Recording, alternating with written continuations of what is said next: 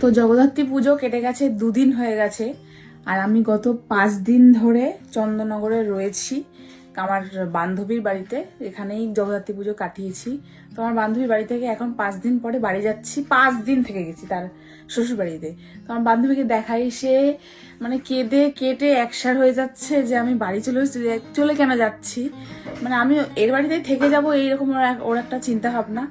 এখন তাও একটু কান্নাটা বন্ধ হয়েছে, কেঁদে ফেদে মুখ চুপ ফুলিয়ে দিয়েছে, ঠিক আছে, চলে যাচ্ছি বলে। মানে আমি কেন চলে যাচ্ছি, তুই রেখে দিবি আমাকে? হ্যাঁ, ওকে আমাকে রাখার সাধ্য নেই। এদিকে কাঁদছে, কথা বলছে না কেন? তো দেখছি কাঁদছে, আমি চলে যাচ্ছি বলে কাঁদছিস।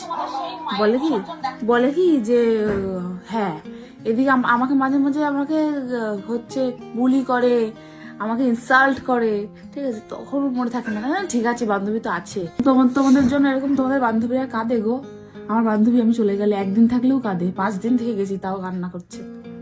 কি টাকা দিকে টাকা, একটু কাঁদ দেখি, এখন একটু কাঁদ দেখি, কাঁদ।